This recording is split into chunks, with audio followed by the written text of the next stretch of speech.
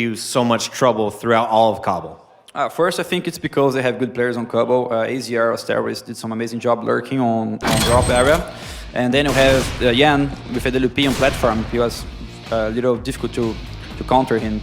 And after all, I think we lost some clutch. So FNX had a chance to win on 1v3, but he dropped in the last frag. It was a good try from him.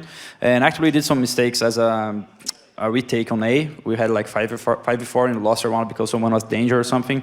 So small details, we did some wrong things, but props to them, they played super on the first map.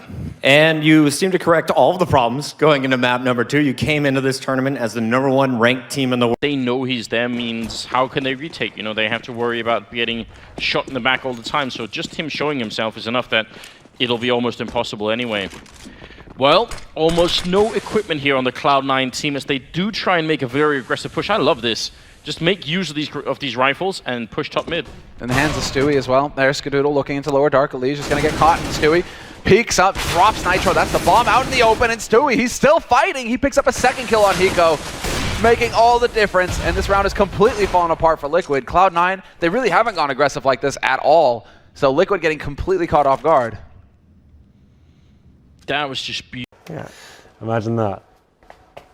I don't know who would call. Would you call?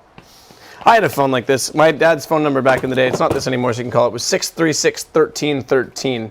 And I always used to dial that every day when I came home from school and say, Daddy, when are you home tonight? I'm not coming home ever, son. That is not true. What is this? This more toys. What do you use that for? Jesus Christ, okay, that's... Do that again, that's amazing. I think there's a wreck... I could run out of reception. Pretty far spread out, and you can see the vetoes there. These are vetoed in advance, so teams can actually veto the same map, but Luminosity taking on Cash and Nuke, as you can see, Overpass and Dust 2 for Renegades, and Cobblestone is going to be first up. That's Luminosity's map, and then Train will be the second one. Yeah. It's very interesting that Cobblestone was left in, but I believe that's because no one wants to play Nuke, and Luminosity is known for taking out Cash. That's the one map that Renegades might have a chance on, but I honestly don't want to sit here and say they have a chance, because I don't think they have any. I mean, I think this is the hard part, right? We all know to be a top team in Counter-Strike, what really gets you the wins and gets you the tournament wins is depth of map pool. And I just do not see Renegades. Kusta and Hiko, the last two alive, one of them on catwalk, one of them towards long, but of course Kusta has to realize that Shroud is still here, and Shroud just jumps, confirms that he spots Kusta, and so Cloud9 have all the information necessary. Now it's all about this man staying alive, and there's the first big shot. Hiko with the flank, he's going to take out Skadoodle, and they take too much time, Cloud9. Liquid, they worked it perfectly, but they only have 8 seconds left to get this bomb plant, and it's so important that Hiko holds the line. What are you doing, Kusta? Why did you... Counter-terrorists win. Right. So he throws a Molotov, and it takes about 4 seconds to get that bomb planted. So he throws the Molotov, and that ends up costing Liquid the round. I mean, that's going to bust things up no matter how well you're playing. If this guy's going off, it's going to be hard to stop. And let's be clear, he's not meant to be the star player. No. Nothing? Yeah, he's not meant to be. He might be the star when it comes to the media work, but you're looking at Shroud and Skadoodle, surely. They're your stars.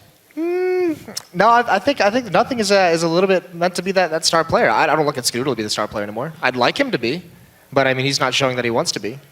So no, I'm looking at Nothing. I'm saying, okay, now that you were in the game leader for a while, now that you're not, you better put up the kills, because they brought in a guy who's not going to put up those statistical numbers.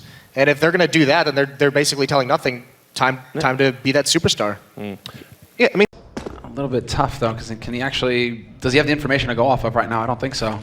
He's hoping to try and misdirect them, basically, make them think that he's coming in from CT, hoping to draw somebody out into the open. But Liquid, they should just be holding. They're listening for the footsteps, and there we go. Stewie plows forward, and with the incendiary making noise, oh, if he could have hit that flick. Way too close, and now he's dancing on the edge. There's the man out in the open, just gifting himself. Hiko, so confident in his ability to land the shot, just gets punished.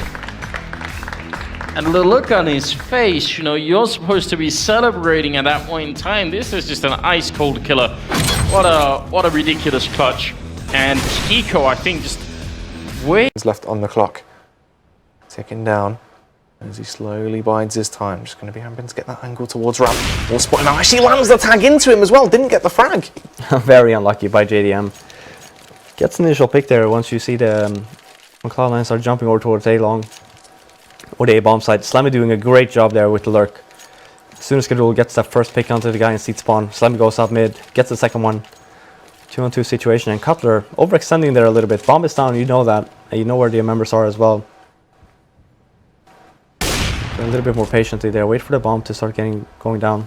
Break. They have the game plan. Obviously, they're like, okay, we messed up on Dust 2, but we're not losing focus. We're not even talking about Dust 2. We're talking about what we're going to do on Cash and how we're going to take this map. So I do like that. And look at this, a triple boost in the middle. Wow, this is so aggressive. They're going to charge in nothing. He's going to have such a hard task in his hand. But actually, they're just going to circumnavigate him. They actually run in through the vent instead into the B bomb side, which might be even worse for Liquid right now. There is a 3-man stack here, and that's unusual. Way too many people here. Cloud9 in a good position. Nothing taking one. Stewie, look at that! Clicking the way. Oh my god, Stewie! What are you doing? 3 kills, and all of them headshots in the pistol round. What beautiful patience. That's some bravery right there. Hello and welcome back to E-League. Here we are. The desk has moved. It does rotate just a little bit. My first time on it, I didn't get to do the rehearsal. It's quite the ride, wasn't it? No, I panicked. It was a little faster this time. No one warned you. Faster. I wasn't ready. Anyway, let's hope our teams are ready. Counter-Strike is a game of strategy. That's the part of the show I'm going to talk about now. How are these guys going to do? What maps are they going to be playing against each other? Who's going to win? Well, I think the very easy answer is to just say Luminosity's going to win. I think this actually is a pretty far spread out, and you can see the vetoes there. These are vetoed in advance, so teams can actually veto the same map, but Luminosity taking out Cash and Nuke, as you can see, Overpass and Dust